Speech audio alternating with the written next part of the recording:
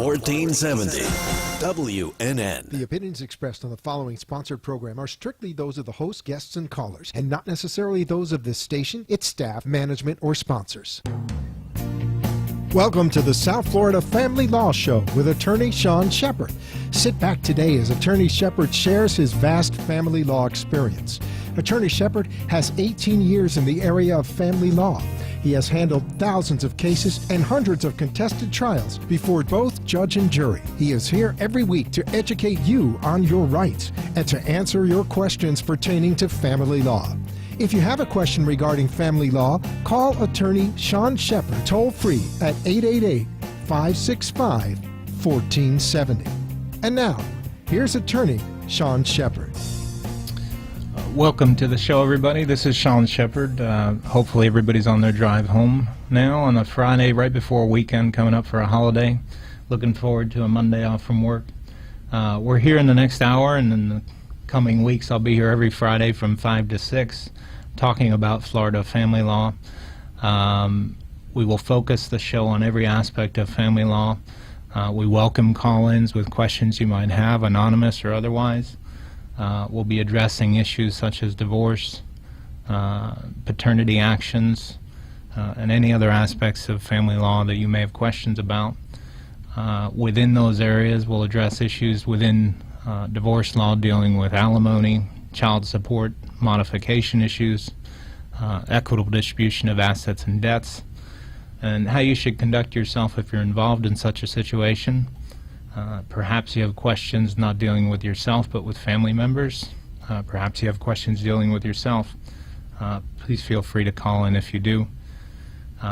Divorce can be a solemn thing for people to go through. It's a very difficult process to go through, not only from an emotional standpoint but from a legal standpoint.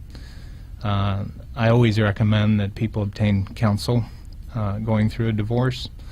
Not only are you not at your best emotionally, it's the most trying time for a lot of people in their lives, particularly when you have young children involved. I always encourage people to have counsel represent them in these trying times, to advise them of the best way to proceed. What is best to do, in my opinion, is to find counsel at the earliest opportunity if you have questions regarding divorce. Perhaps you're not certain if you want to obtain a divorce, and it's something that's possible. It's always beneficial to obtain counsel, not only to plan for what might be a divorce, but potentially to get advice to save your marriage as well. One of the first things I advise clients when they come to my office seeking advice on divorce is to see if there's any way that they can reconcile the relationship to avoid a divorce. Not only is a divorce financially trying on all the participants, but from an emotional perspective, it's something that is trying on the participants as well as children they may have. So it's always best to try and resolve matters by not going through a divorce process if at all possible.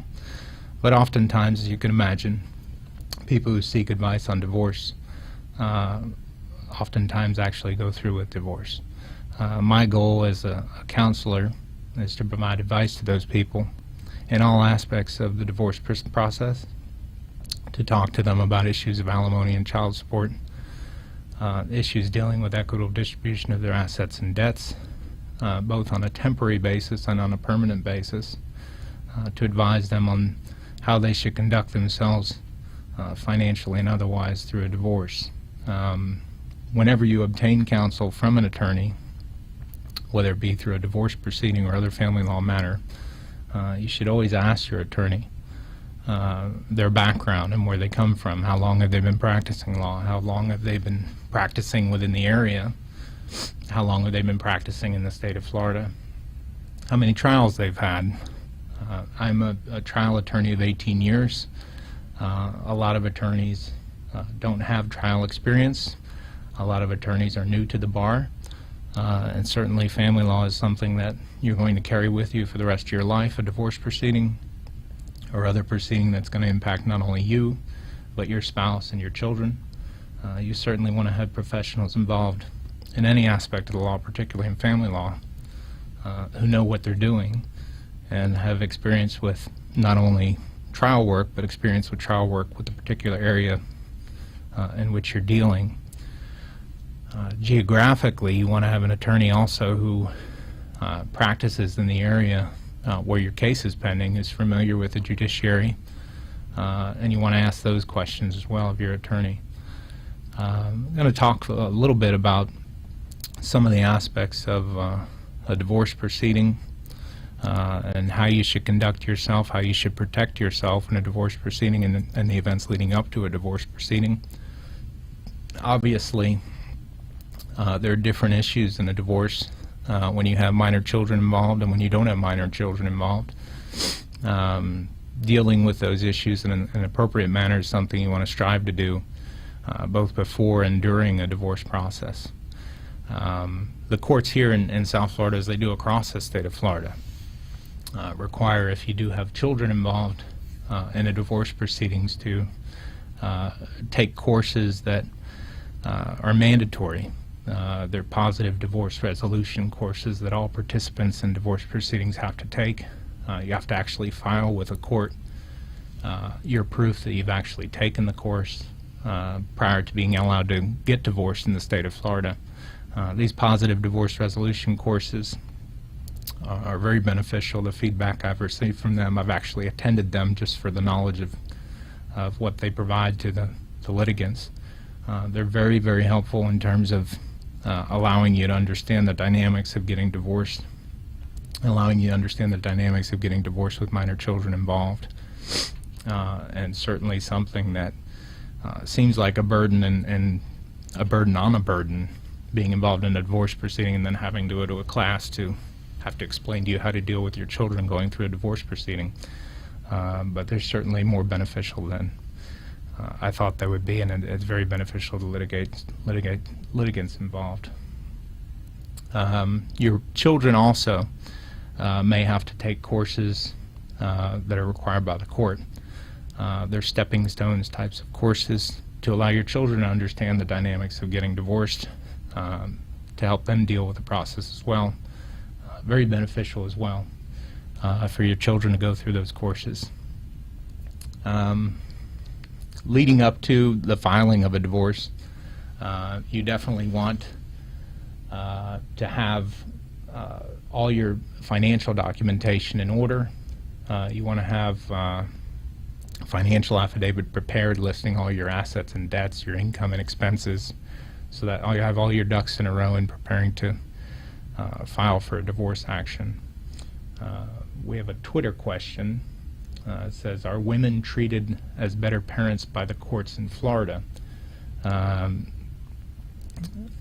It's a bit of a vague question, but are better parents?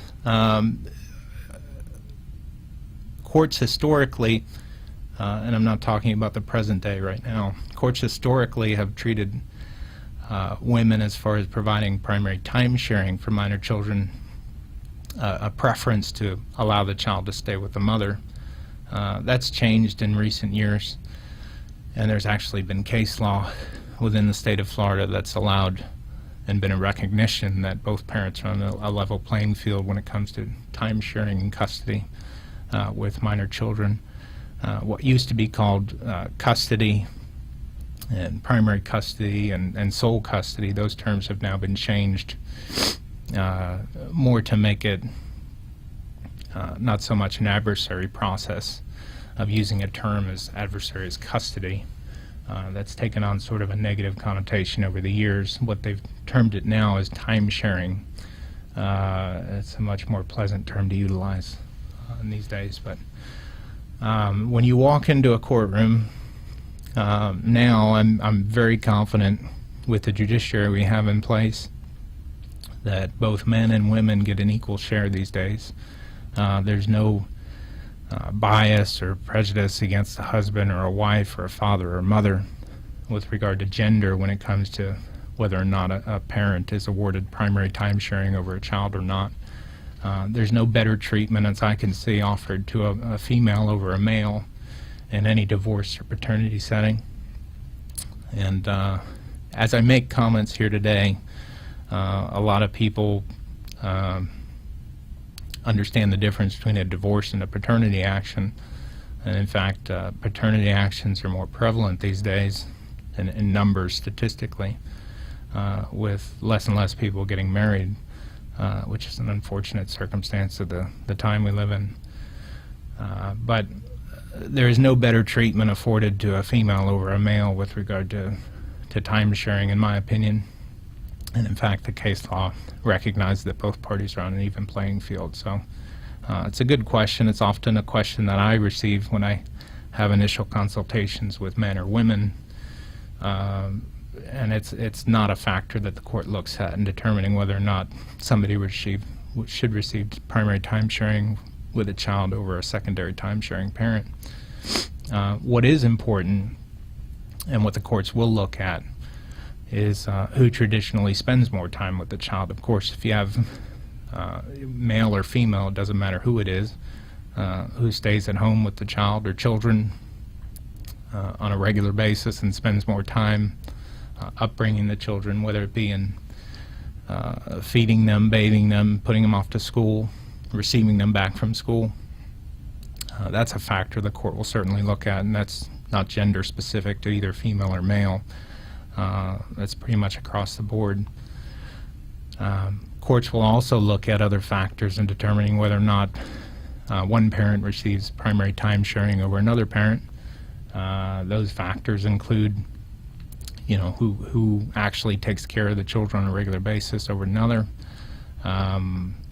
who actually contributes more to the upbringing of the children, and from a practical perspective, the work schedules of both parents. Obviously,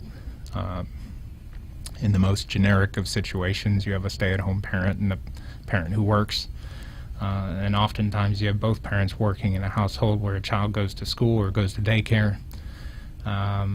Obviously, the court will look into factors that are, from a practical perspective, which parent has the ability to provide more care to the child. If you have a parent who works typically hours when a child is sleeping, and one parent who works hours during the daytime, the court will look at those practical perspectives in determining which parent can provide a more stable household for the child. Obviously, having a parent who's not going to be in the household during the time when the children are home sleeping does not have a preference over the other parent who's going to be home at those times. So those practical considerations play into a judge's decision more than any gender questions would play into a judge's decision. With regard to child support issues, perhaps you have a question about child support. Perhaps you have a question about child support modification. Again, if there are any questions, please call in. The number is 888-565-1470. Child support is an issue that's pretty much come down to a computer program. What's factored into that computer system is the net income of both parties, whether or not there's daycare expense expended by either party, whether or not their health insurance expense is expended by either party. And the court system and most attorneys utilize the same computer software in inputting one party's income, whether or not there's an actual daycare expense or a health care expense. And after you input all the information, it spits out a child support number. So that is the one part of the system that's become very simple to figure out, and any attorney you go to consult with can provide that answer to you, is generally what the child support amount is going to be that you're going to be obligated to pay. That has become fine-tuned even more these days, which in that the system allows for the inputting of information regarding how many overnights each parent is going to have, and the system utilizes that information, allowing a more fair basis for child support to be paid. As we all know, there's different practical considerations that come into play. When you have one parent who has perhaps 80 overnights a year with a child, and the other parent has the majority of time with the child, that's a different situation than one in which parties share equally, with each party having 182 or 183 days a year with the child. The computer system allows the child support to be calculated more fairly based upon those number of overnights. So that's another factor that you'd have to describe to your attorney when you calculate the amount of child support. We have another Twitter question coming in. It's, can support amounts be changed if I lose my job? The answer is certainly. Whenever you have a child support amount that's been set, whether it's a Title IV case, whether it's Department of Revenue coming after you for child support when you're the father or mother of the child who has primary time sharing with the child, gets government benefits, Department of Revenue will oftentimes come after you for child support because they're obtaining government benefits. Or you have a situation where there's been a divorce decree or a paternity decree that has allowed one parent to obtain a child support award against you. The court always retains jurisdiction to modify that amount of child support, and that's always going to exist as long as you pay child support. But what you need to demonstrate to the court in answer to the question is a substantial change in circumstances. That substantial change in circumstances is a 15% change in your income.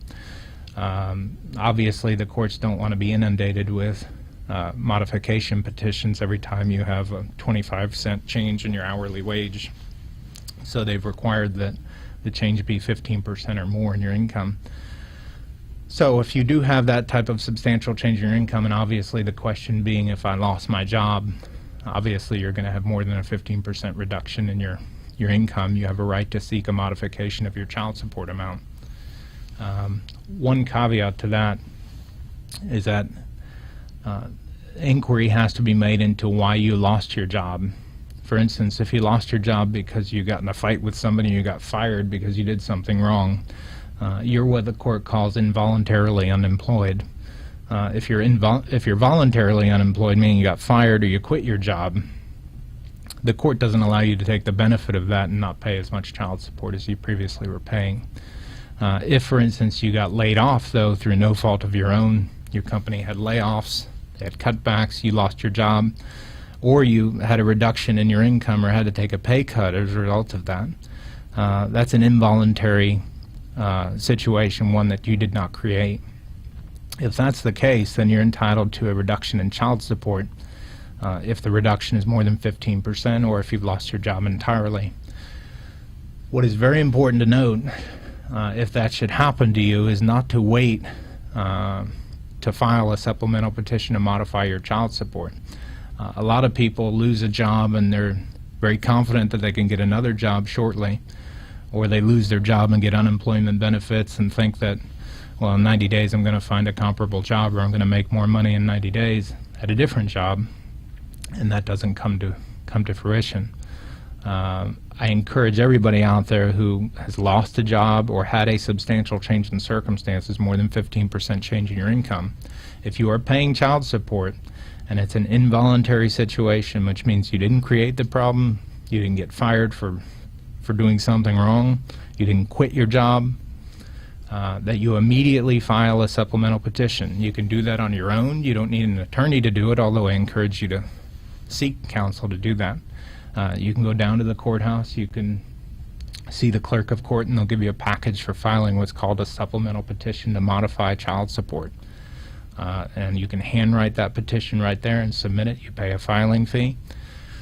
And what that does is when you file that supplemental petition, that is the date at which you're entitled to relief in the form of a downward modification or an elimination of child support for a temporary basis.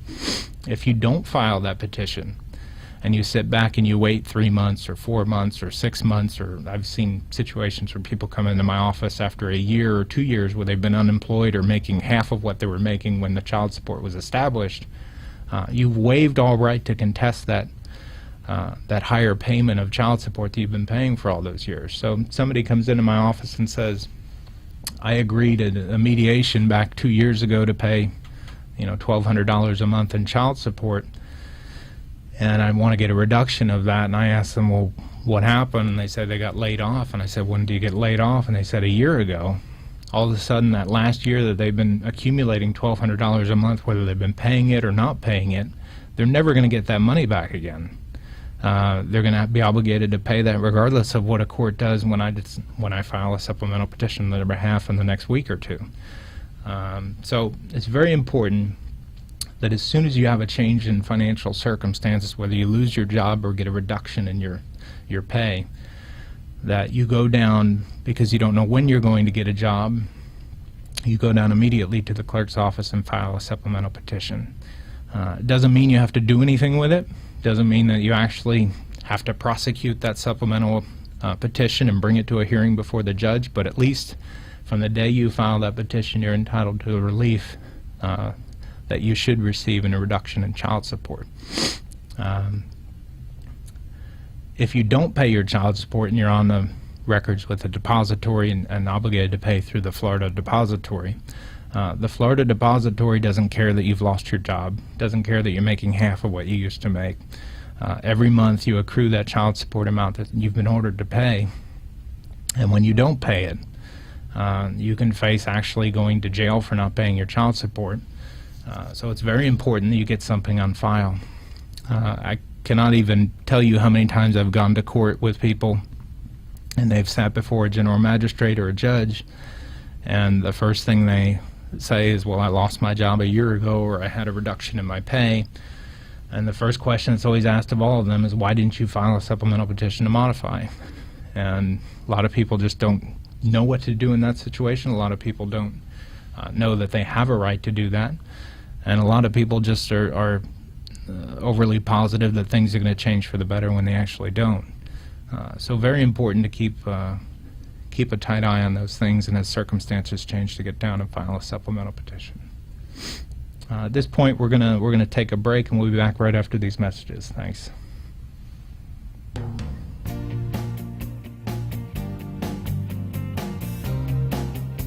Attorney Sean Shepard has been practicing family law for 18 years, and he is in good standing with the Florida Bar Association. Attorney Shepard is licensed to Florida, New York, and New Jersey. He is a trial attorney with his primary practice in the area of family law litigation. He has handled thousands of cases and hundreds of contested trials before both judge and jury.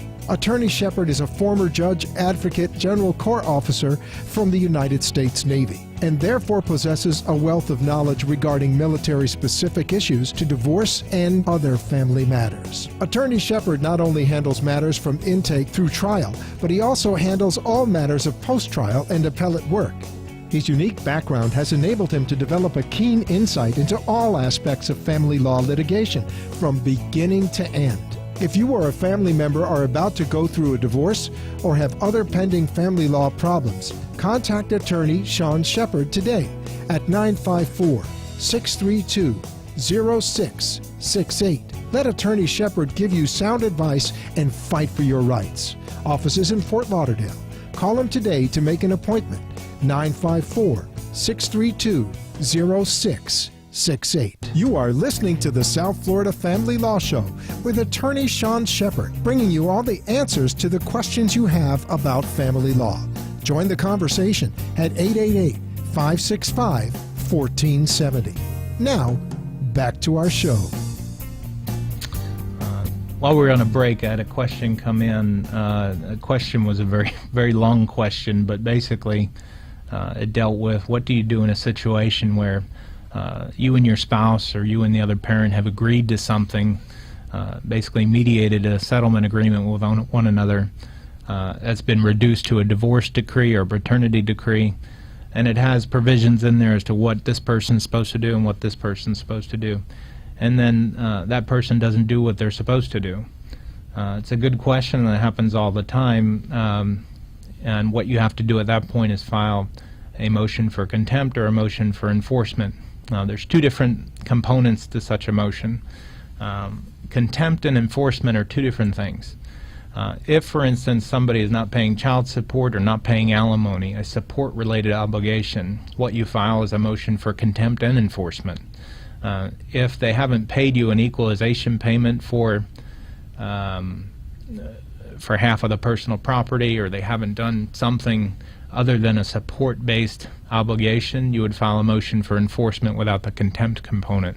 The reason being, the courts don't allow you to find somebody in contempt for anything other than a support-based obligation.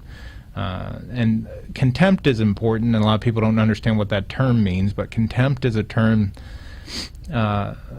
basically you're not following what a court's ordered you to do. You're in contempt of a court order.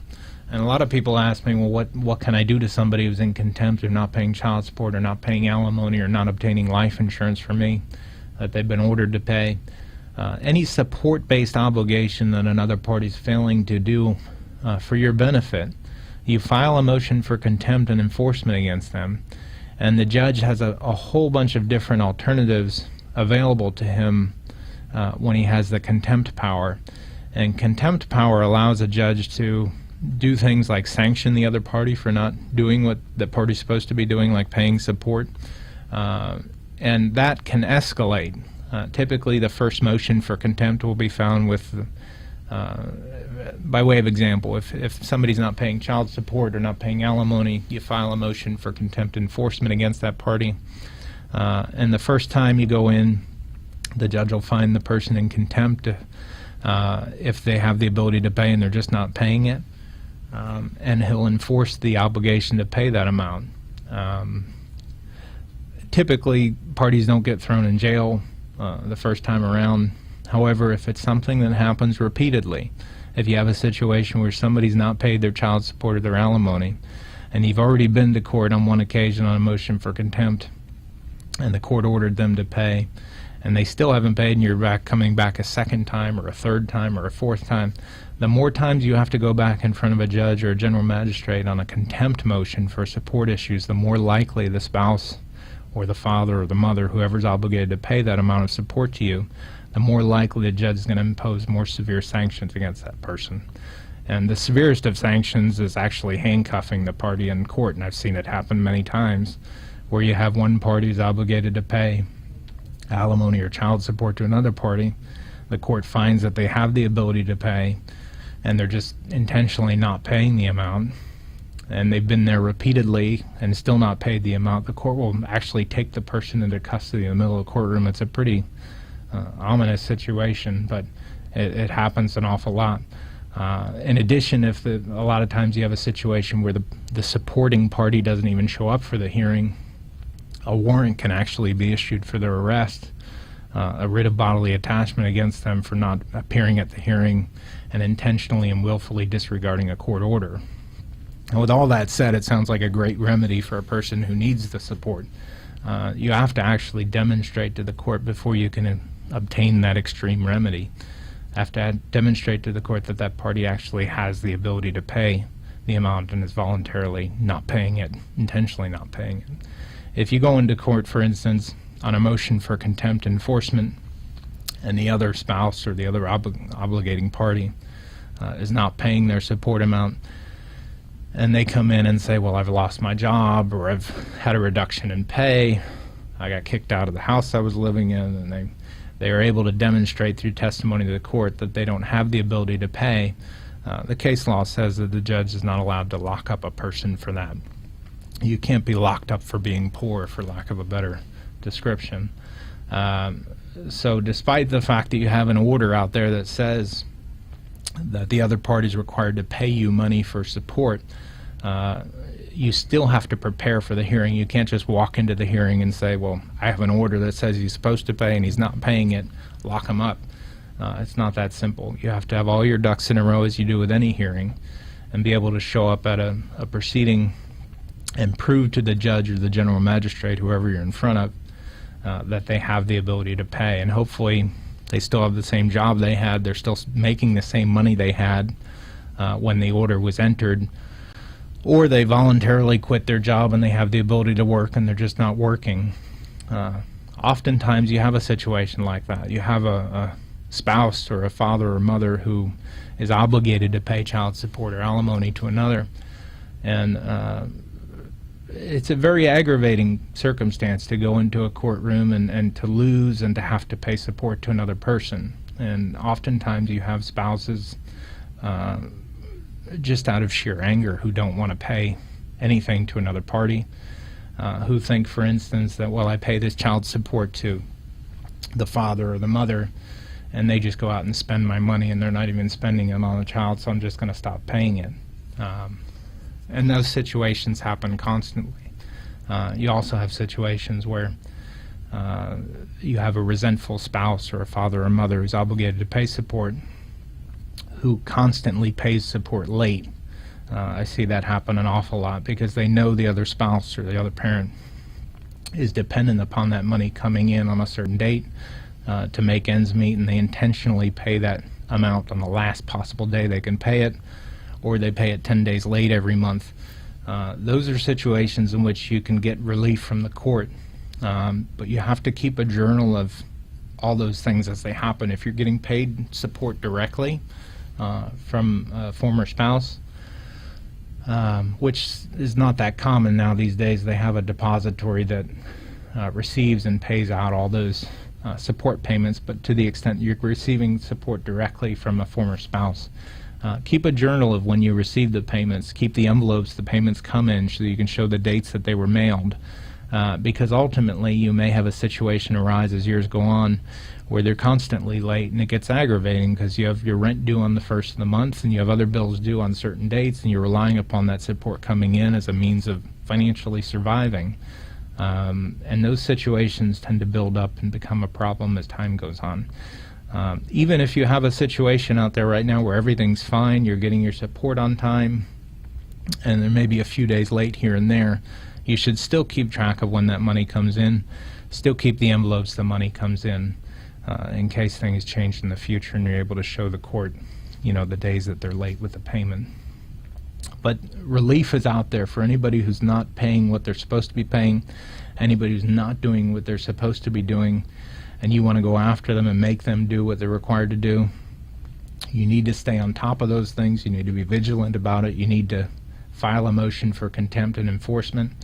I always encourage, and it's a requirement locally with the rules of court, even if you're not represented by an attorney and you're doing this on your own, motions for contempt and enforcement are typically pretty simple things to do, and it's certainly something you can handle pro se if you want to. Quickly interjecting just a Twitter question that's coming in: what age does child support extend until in Florida? It's a good question. By agreement, you can agree to pay child support as long as you want to pay it. By law, if you have a contested matter or if you're silent on the issue, courts will typically impose child support obligations to extend until the child turns 18 years of age, dies, becomes emancipated, marries, or otherwise becomes financially independent of the person you're paying the support to. Also in Florida, if your child is over the age of 18 and still in high school and still proceeding with high school studies to graduate from high school, typically in most mediated settlement agreements and in most final decrees of divorce, courts will obligate a spouse paying child support or a father or mother in a paternity action to pay child support past the time the child turns 18, and it will continue until the child turns 19 or the child graduates from high school, whichever first occurs. And sadly, there's kids over 19 who are still going to high school.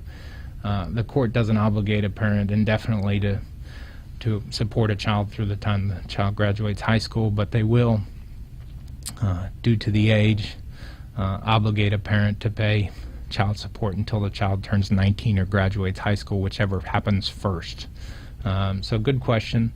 That question oftentimes comes up on both sides of the playing field with, people obligated to pay it and people looking to receive it.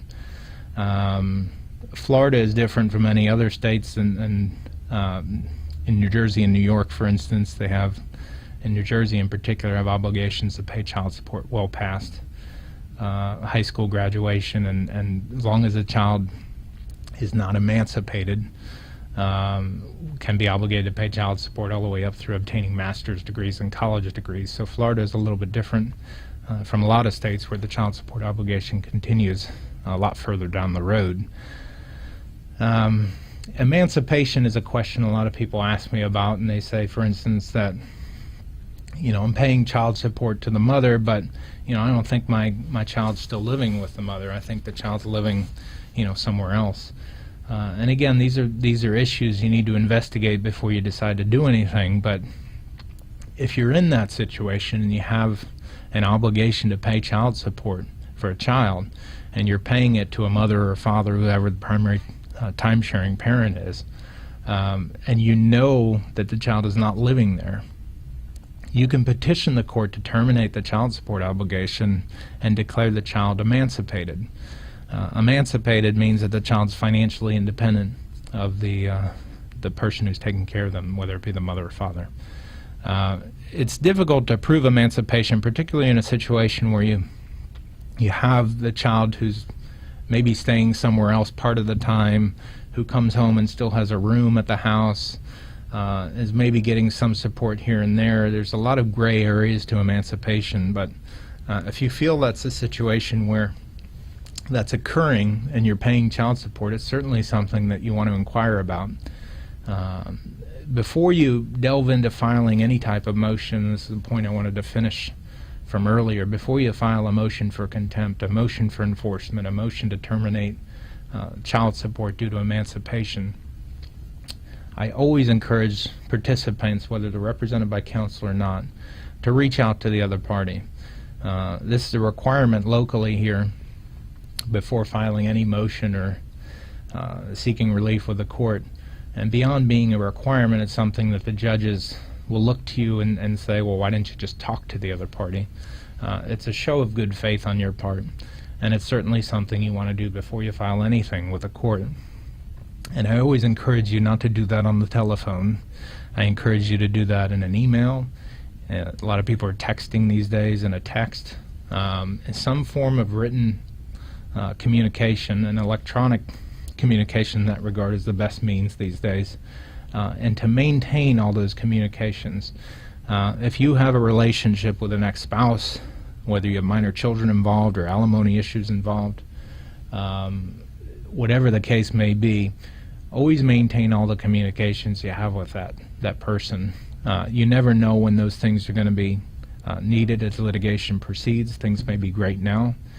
They may turn bad later, but you always want to maintain those communications. And with the case of filing a motion for relief, you want to be able to go into court and say, Judge, I filed this motion. I'm asking you to find him or her in contempt of your court's order or to enforce the court's order.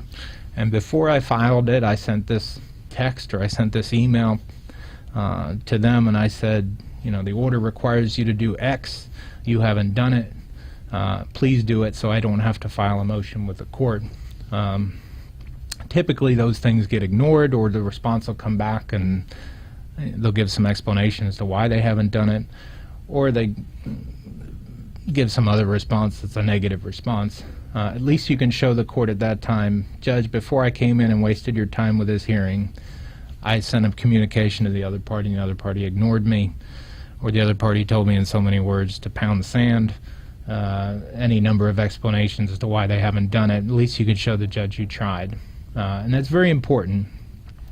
Your relationship with the judge, particularly in something as intimate as a family law situation, is of vital importance. Civil litigation, contract litigation, business litigation aren't as important, but family law issues are inherently an intimate situation, and this judge is going to have control over your whole family moving forward. In Florida, there's no jury trials in any family law proceeding, unlike other aspects of civil litigation. You can sue on a contract and get a jury to decide your issue. In family law, a judge is appointed to your case at random. Depending upon your case number, you just get a judge assigned to your case, and that judge is your judge and jury and everything. That judge decides everything about your life for you moving forward. So from day one, you want to stay on that judge's good side. I've oftentimes had clients who become aggravated for whatever reason in the process of divorce, whether it be dealing with the other litigants involved or being frustrated with the court system itself, or how long it's taking, or those types of things, who in frustration will lash out and say things at hearings or be abrupt. Judges, in particular in family court, will deal with you in the way that you deal with them. And if you show frustration in a family court, or if you don't show that you're acting in good faith, if you don't send written communications to the other side before you just lash out and file a motion, they're going to remember those types of things. So you always want to stay on the good side of a family law judge.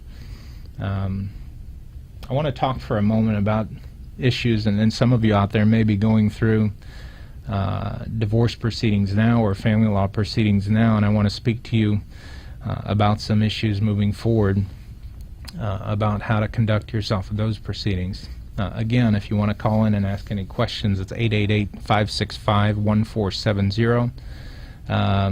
But as your case progresses, whether it be a divorce proceeding or a paternity proceeding or any family law proceeding, a lot of people out there, and it's just inherent in the process, feel that as a case proceeds, they may not be getting things done the way they want to be done. You may have a temporary hearing that didn't go the way you wanted it to go. Perhaps you feel the judge is leaning more one way than your way. Maybe he ruled against you or she ruled against you one way on an issue and you didn't like what happened. And a lot of people come to me and they'll complain about the attorney they have who wasn't prepared for the hearing, or they're complaining that the judge is biased against them, that regardless of what issue they go in on before a judge, that the judge is ruling against them on these issues, and they become frustrated with the process. It happens constantly. And again, with the intimate aspects of a family law matter, it's more taken to heart in those proceedings than in other proceedings. I always encourage people to look objectively at how the case has gotten to the point where it is now, to look and objectively at how they've conducted themselves and try to find the source of perhaps why a judge may be ruling against them on every issue, or not ruling in their favor on the issues that are important to them. If that's happening to you,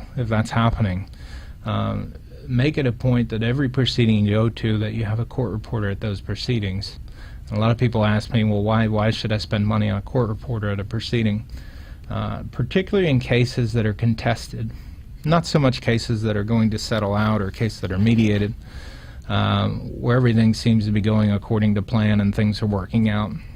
When you really have a contentious case where you're fighting with the other party, from a legal perspective, and you know you're going to go to a contested trial, you know that issues are going to be contested, and you know that perhaps the consequences of those issues being decided may affect you for the rest of your life. Have a court reporter at every substantive proceeding.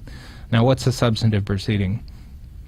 A substantive proceeding is a proceeding where something's going to happen. The judge is going to rule on something substantive.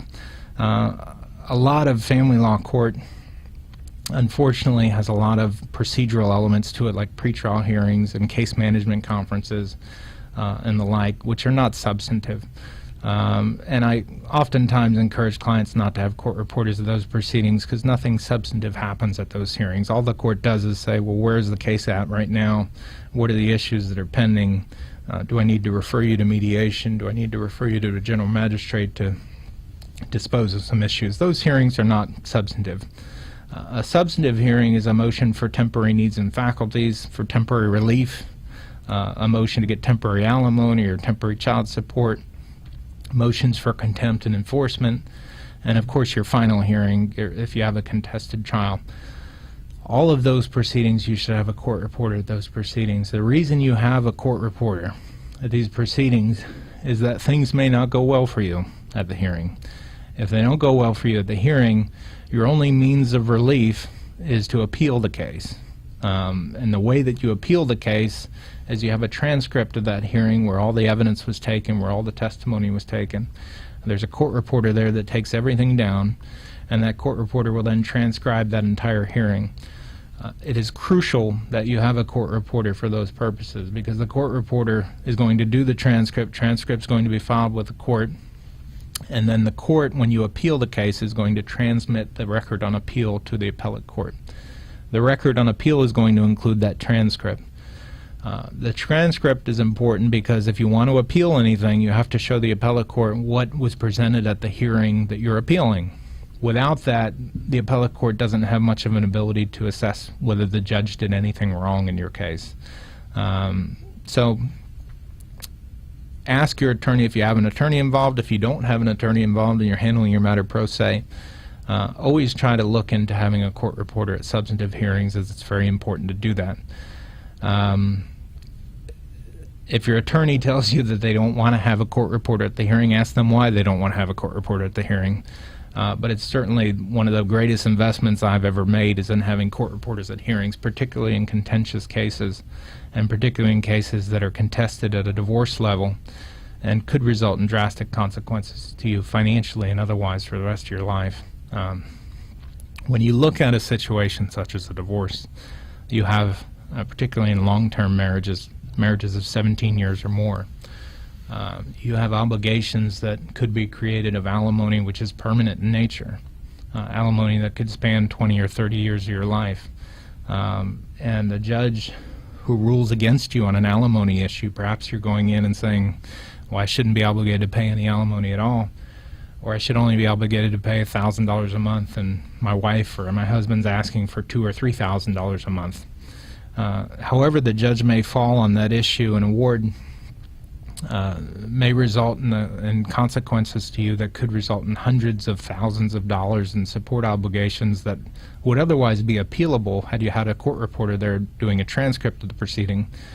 But because you made the simple mistake of not having a court reporter there, your chances of appealing the case and prevailing have been virtually destroyed.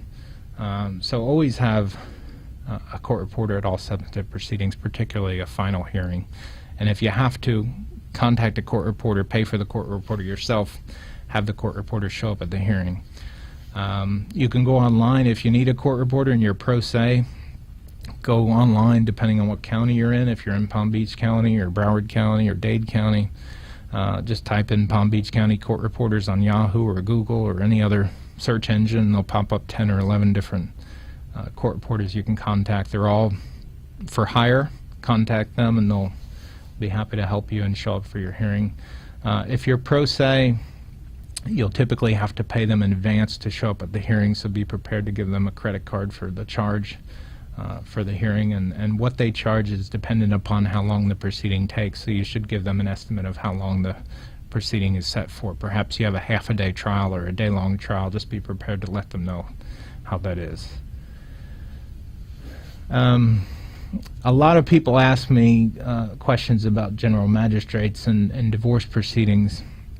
A general magistrate, for those of you who don't know what a general magistrate is, a general magistrate is not a judge, but due to the fact that we have a large amount of cases coming through the system for divorces and other family law matters, judges are inundated with caseloads and hearings and don't have enough time to get to every hearing. A lot of times they'll refer matters to what are called general magistrates. General magistrates are a notch below a judge. They're not a judge. They don't have the power to enter orders in cases. And matters are referred to them. They're knowledgeable people. They're attorneys. Matters are referred to them on a temporary basis or enforcement basis, things that are a little simpler than contested trials and the like. A lot of people ask questions about general magistrates because they don't understand the process and how to go about doing things before a general magistrate. It's no different to take a matter before a general magistrate than a judge. A general magistrate is, the same hearings are conducted before general magistrates as before judges. The same procedures are followed. You present the same evidence. You make the same arguments. And after that hearing, the general magistrate will prepare what's called a report and recommendations.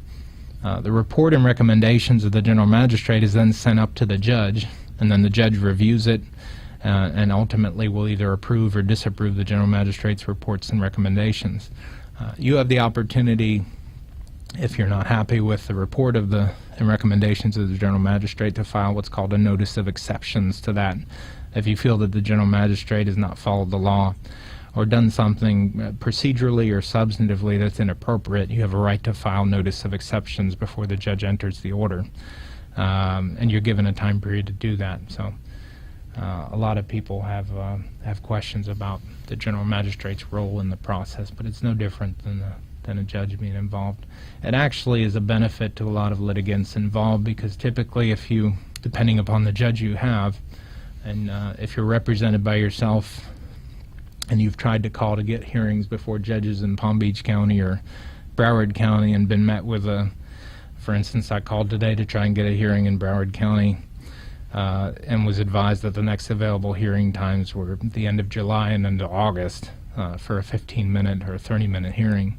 And that's frustrating, trying to get an issue before a court, particularly something that in a family law setting, going into the summer and support issues and visitation issues is something you want to be dealt with in a more timely manner. Magistrates are good because they allow matters to be heard more quickly. They allow you to get in front of a fact finder and decision maker and have your hearing heard a lot more quickly than you would otherwise, waiting for the system and to allow you to get a hearing on that matter. So there are good things that come out of general magistrate referrals, and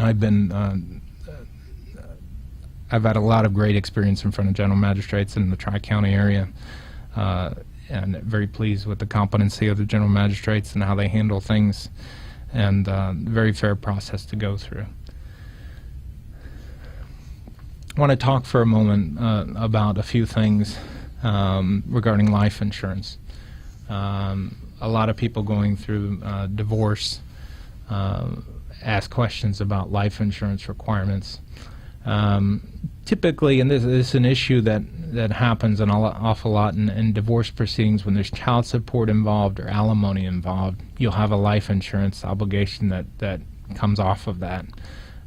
If there is no child support or alimony obligation, typically life insurance is not something that comes up. But the life insurance obligation is something you want to seek if you're trying to get child support or you're trying to get alimony from your spouse or the father or the mother of the child you have in common.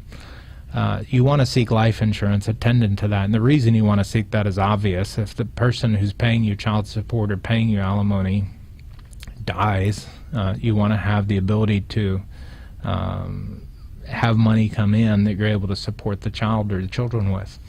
And a lot of people think it's something that automatically happens, and it's not. When you go to a contested trial, you have to actually prove to the court that you're entitled to life insurance, and you have to prove to the court that life insurance is available to the person you're seeking life insurance from.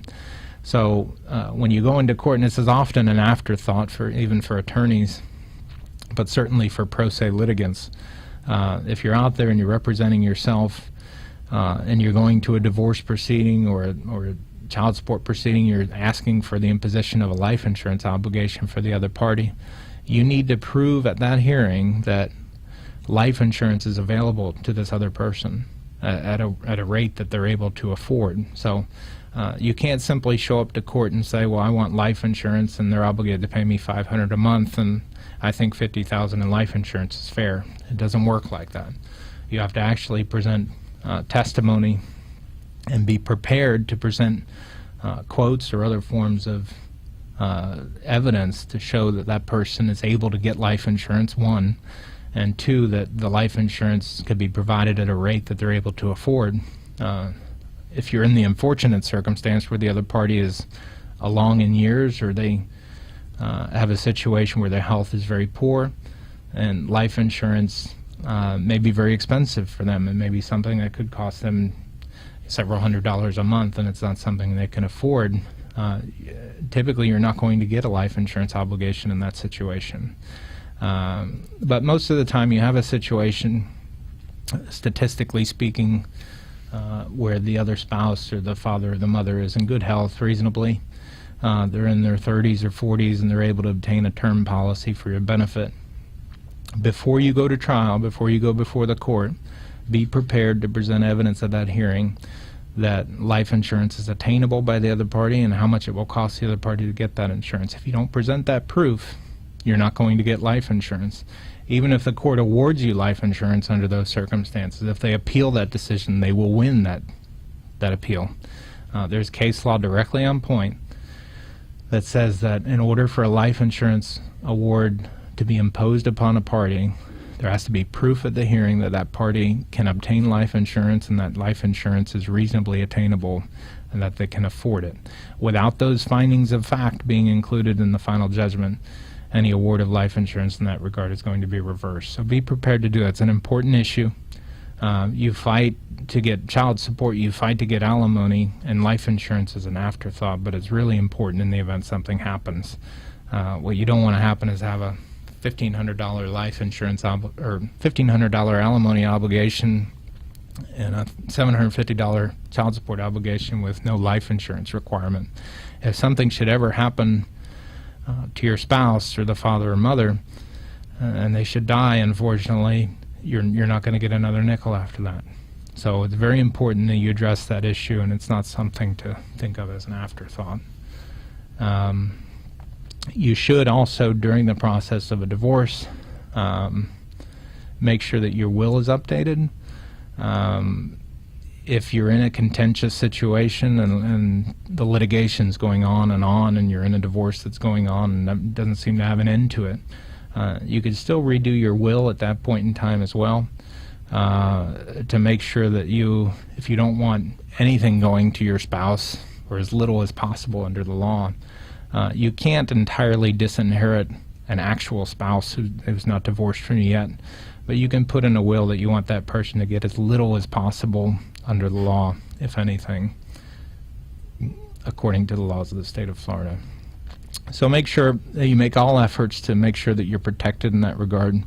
I've had a situation where clients had not protected themselves, and they had a will in place that left everything to the spouse who they obviously weren't getting along with and divorcing at the time, and everything ended up going to that person. Or you have a situation where you don't have a will at all, and you're going through a divorce proceeding, and if you die, your next of kin is the spouse that you're going through a divorce proceeding with, who gets everything. So if you don't want that to happen, in addition to following through and making sure that the life insurance is covered, make sure that your will is updated. And you can always do a will that's an interim will while you're going through the divorce, and then you could do a will after you've completed the divorce to make sure that if something happens to you during the process that you're protected.